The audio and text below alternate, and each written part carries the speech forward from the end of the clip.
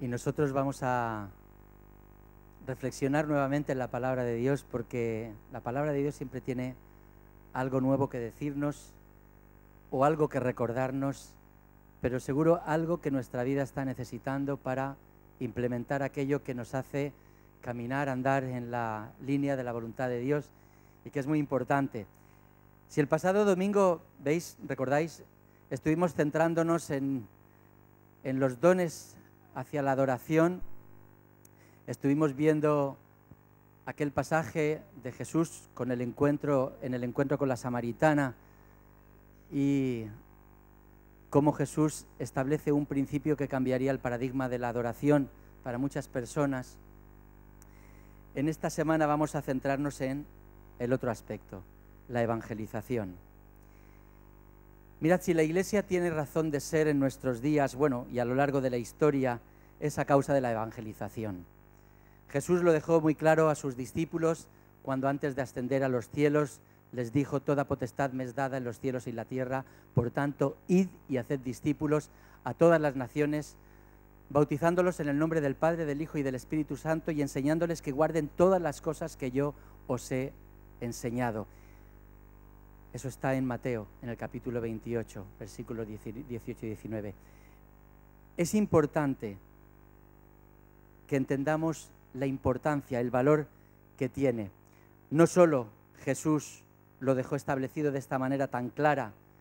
Lucas, que fue este compañero de viaje también de Pablo y que escribió tanto el Evangelio de Lucas como el Tratado de Hechos de los Apóstoles, en ese tratado principalmente en lo que se centra es en compartir cómo se expande, cómo se extiende el Evangelio alrededor del mundo. Y va dando detalles de cómo en cada ciudad va penetrando el Evangelio y va transformando la vida de aquellas ciudades. Pablo, en sus cartas, ahonda en la necesidad y la urgencia de la evangelización, pero su mayor aval es su propio testimonio.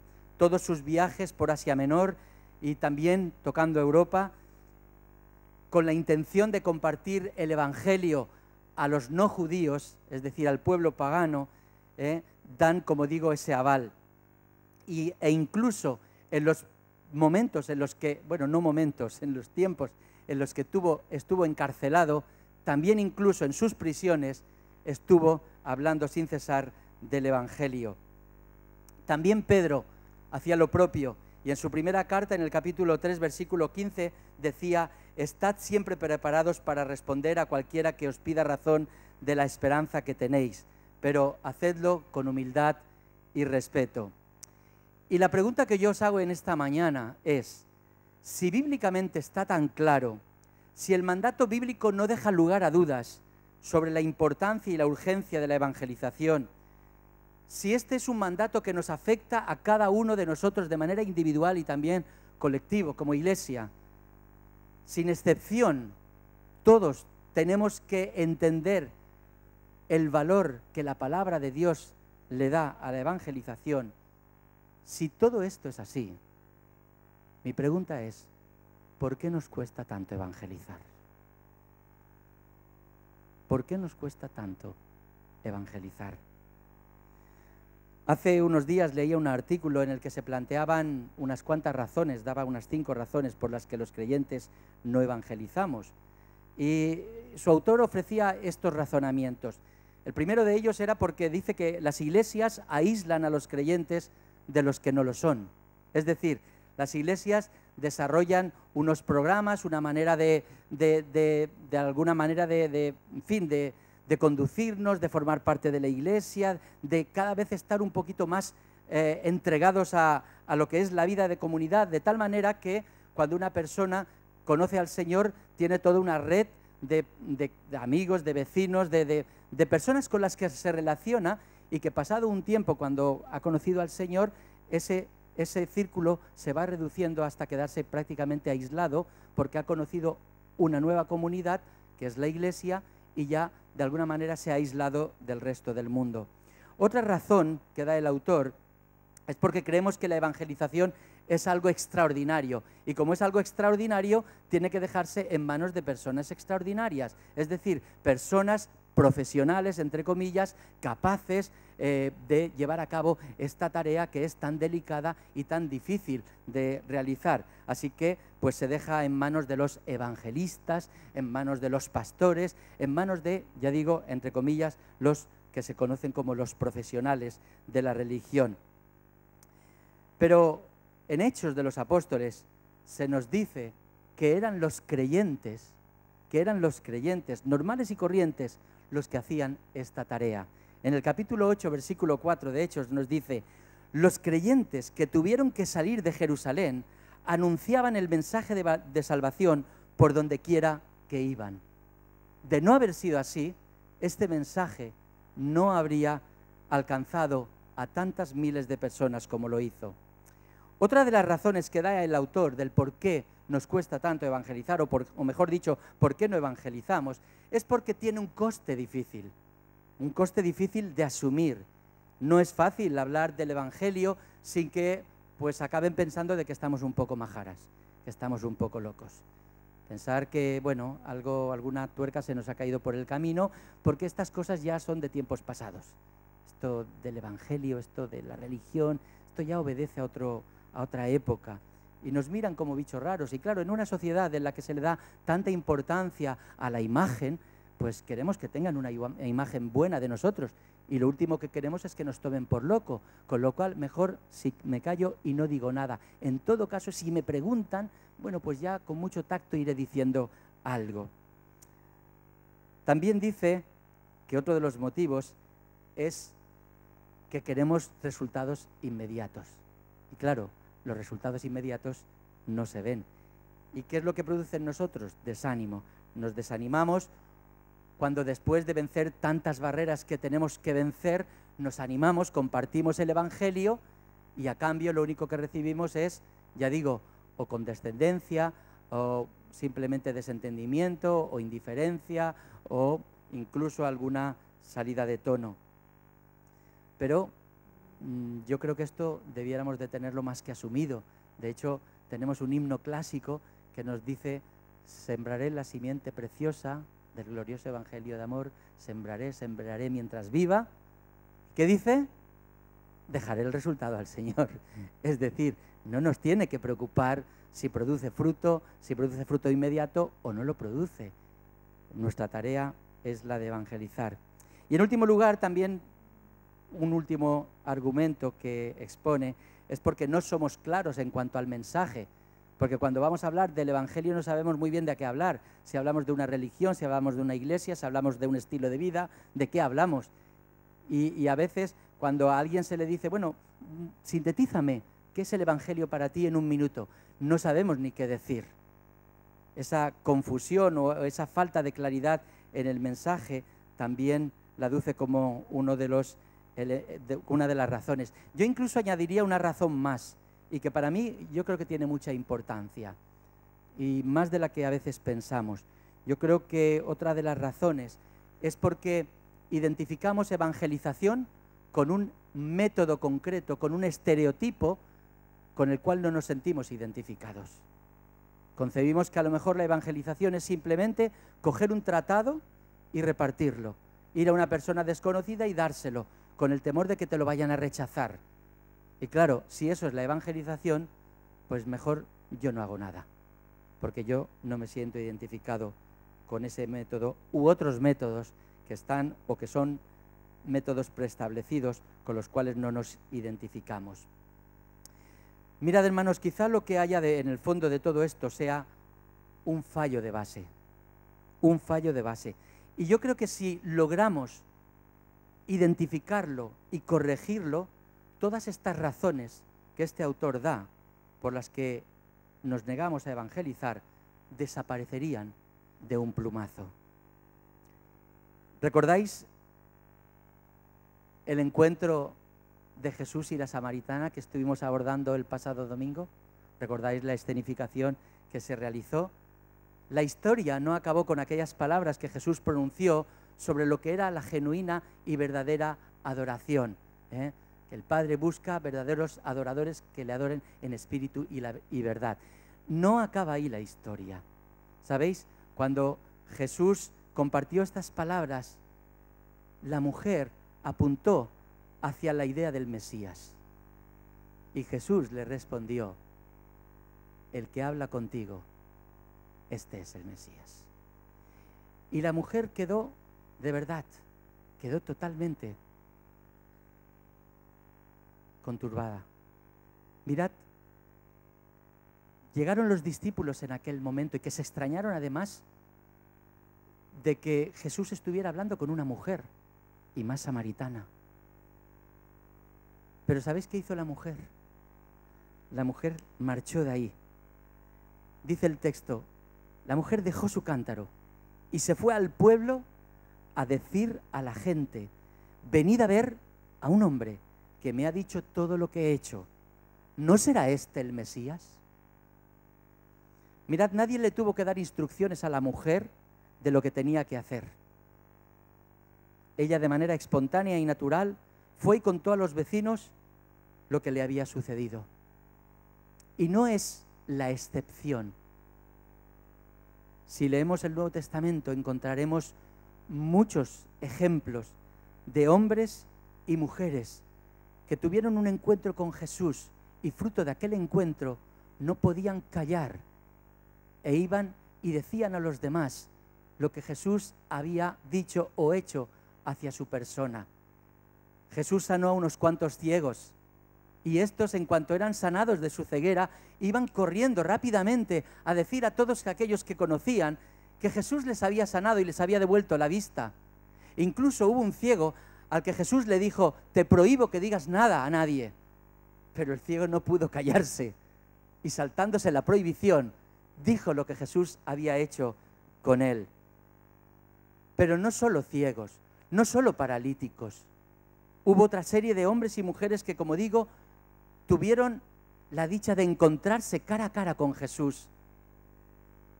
Y aquel encuentro no les dejó indiferentes. Transformó sus vidas, algo que no podían callar, que no podían ocultar, ni podían ni querían hacerlo, porque había producido en ellos un gozo tremendo.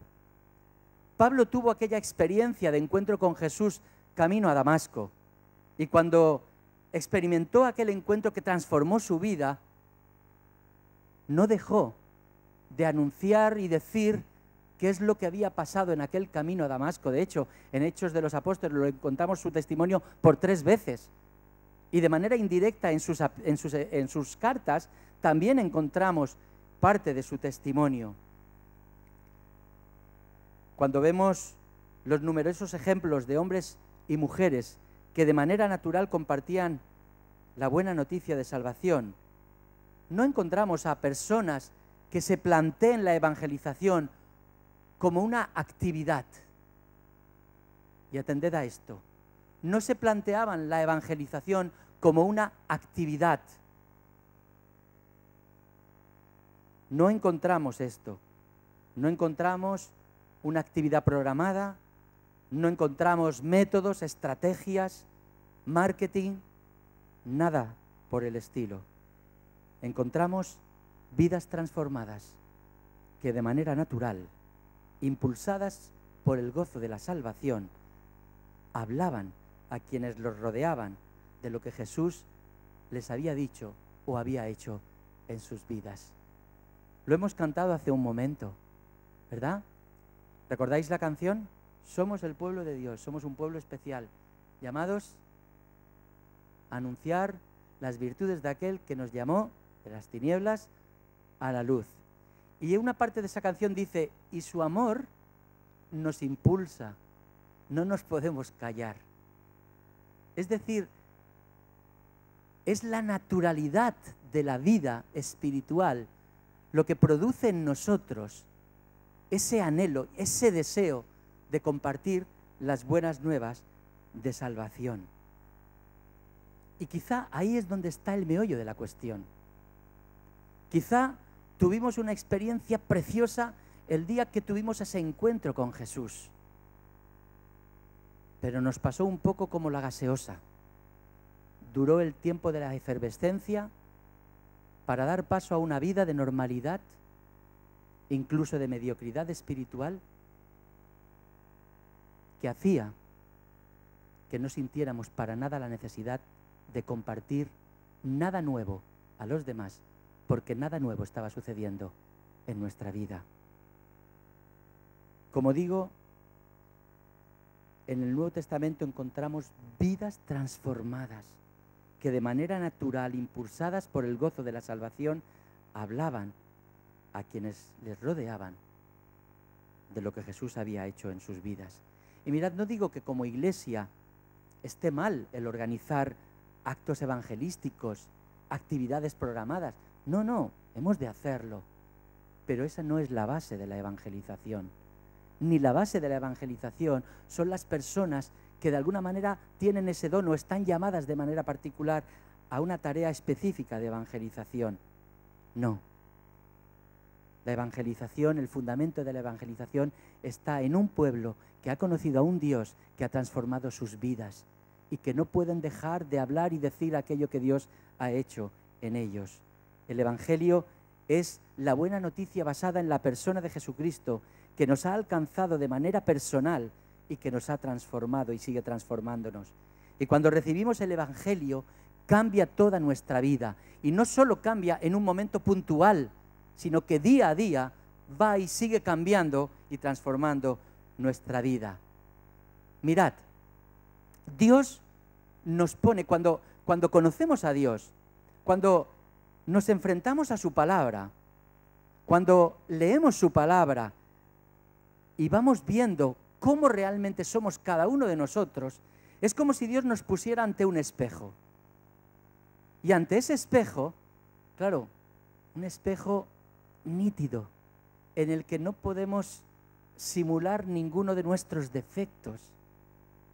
Ahí, cara a cara en ese espejo, nos vemos cómo realmente somos, con todos nuestros defectos, con todo nuestro pecado, con toda nuestra hipocresía, con toda nuestra falsedad, con todo lo que realmente somos. Pero la buena noticia es que, pese a cómo somos, el Señor está dispuesto a perdonarnos y a caminar en comunión con cada uno de nosotros. Es decir, el Evangelio es sentirse aceptado, no sentirse solo, sino saberse aceptado por un Dios de gracia que nos ama y que nos perdona. Y es así como empezamos a disfrutar de una nueva vida abundante, basada en un fundamento firme, que es la persona de Cristo Jesús, que cambia nuestra manera de pensar y cambia también nuestro orden de valores. Y pone cada cosa en su sitio. Y eso trae paz a nuestra existencia. El amor se convierte en la base de nuestra vida, porque Dios es amor. El perdón, la gracia, la bondad, la paciencia, el gozo, dejan de ser conceptos para transformarse en realidades que tú y yo podemos vivir. Y además de todo ello, por si faltara poco, Dios nos regala el regalo de la vida eterna. Mirad, todo ello debe producir tal gozo en nosotros que no podamos callar, que no podamos callar. Claro, a menos que no estemos viviendo de esa manera. A menos que hayamos transformado esa vida sobrenatural de tener la presencia del Espíritu de Dios en nuestra vida, haberlo transformado en algo totalmente normal y corriente y conducirnos en la vida de cualquier manera como se puede conducir cualquier persona que no conoce a Dios. Cuando hacemos de nuestra vida espiritual algo así, algo que no marca ninguna diferencia con la vida de cualquier otra persona que no ha conocido a Dios, entonces está claro que no vamos a sentir ningún deseo de evangelizar. Si hemos entendido el Evangelio, si el Espíritu de Dios vive en nosotros, compartir lo que ha hecho y sigue haciendo en nuestras vidas, más que una actividad, será una necesidad. Como Jesús dijo a aquella mujer samaritana: el que cree en mí, de su interior correrán ríos de agua viva. Si aprendemos a vivir el Evangelio como una novedad de vida, con un gozo que se revela que se renueva de día en día, con una comunión íntima y cotidiana con Dios, nadie nos tendrá que decir que tenemos que hacer esto o aquello, porque surgirá en nosotros de manera totalmente natural. Y tan solo habremos de tomar nota, muy buena nota, de lo que Pablo nos dice en Filipenses, en el capítulo 1, versículos 27 al 30. Dice: solo una cosa, procurad que vuestra conducta esté de acuerdo con el Evangelio de Cristo. Así, tanto si voy a veros como si no, quiero recibir noticias de que seguís firmes y unidos, luchando todos juntos por la fe que procede del Evangelio, sin dejaros intimidar en nada por vuestros enemigos.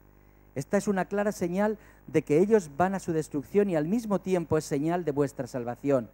Y esto procede de Dios, pues por causa de Cristo no solo tenéis el privilegio de creer en Él, sino también de sufrir por Él. Vosotros y yo sostenemos la misma lucha. Ya visteis antes cómo luché y ahora tenéis noticias de cómo sigo luchando.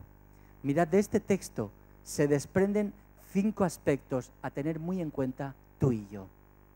5 aspectos importantísimos que deben ir acompañando a esa naturalidad de vida con la cual hemos de hablar del Evangelio. Y aquí hago un pequeño paréntesis.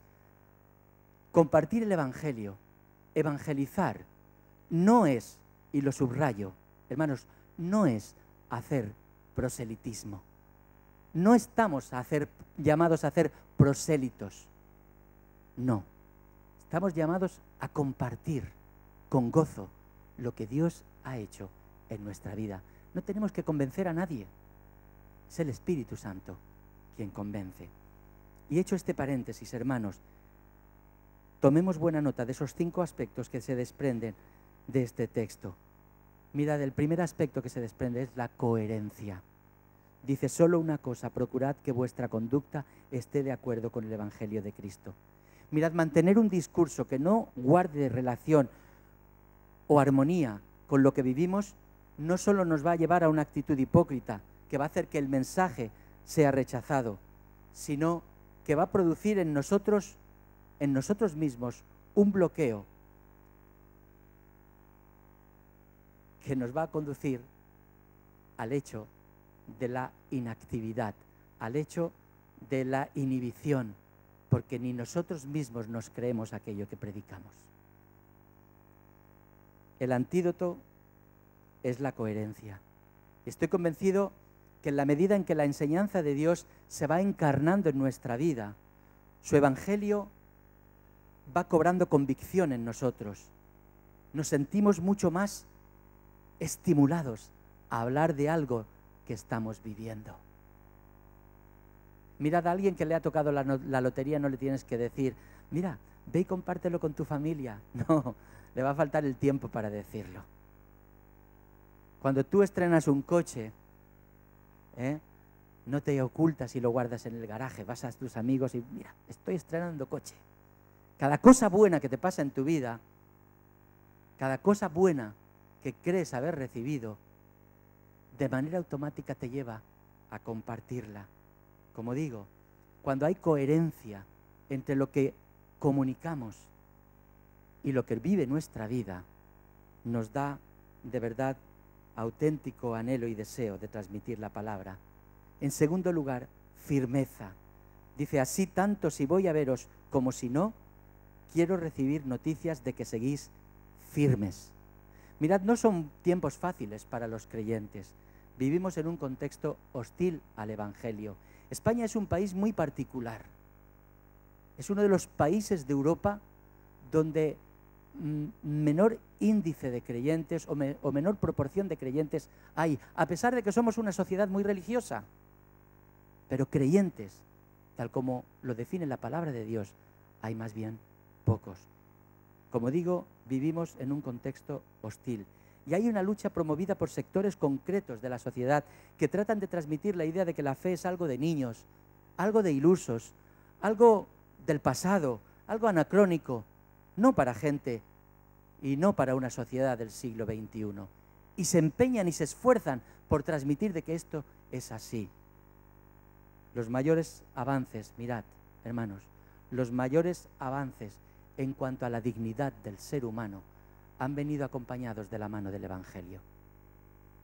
Donde el Evangelio ha avanzado, la dignidad del ser humano ha crecido. No en vano, la Declaración Universal de los Derechos Humanos está basada en la palabra de Dios. En tercer lugar, hermanos, valentía. Dice en el versículo 28, sin dejaros intimidar en nada por vuestros enemigos. Se trata de algo más que estar firmes, algo más que resistir. Se trata de tener valentía para avanzar. Y uno no tiene que tener miedo a compartir de manera sencilla lo que Dios ha hecho en su vida y lo que está dispuesto a hacer por la persona a la cual le estamos hablando. Es la valentía que en la actualidad están mostrando muchos creyentes en lugares auténticamente hostiles. Si lo nuestro nos parece hostilidad, id a algún lugar como Afganistán, o como Irak, o como Egipto, o como Siria, o como Nigeria, lugares donde los creyentes se juegan la vida solo por el mero hecho de compartir su fe. Y pese a todo, el miedo no les vence. La valentía que el Señor les da, aquello que le dijo el apóstol Pablo a Timoteo, que no nos ha dado espíritu de cobardía, sino de poder, amor y dominio propio, es la valentía que encarnan estos creyentes. Y muchos de ellos, después de compartir su fe, son traicionados por esas personas a las que les han hablado, acaban encarcelados y acaban ejecutados. Y pese a todo, no están acobardados y siguen hablando de la fe en el Señor, aquellos que todavía resisten. En cuarto lugar, unidad. Firmes y muy unidos, luchando todos juntos por la fe que procede del Evangelio. Si el testimonio de una persona es una herramienta poderosa en las manos de Dios, ¿cuánto más el testimonio de toda una comunidad que comparte este mismo sentir? No debemos sentirnos solos cuando hablamos a alguien del Evangelio. Debemos sentirnos como parte de una comunidad que sabemos está intercediendo por nosotros.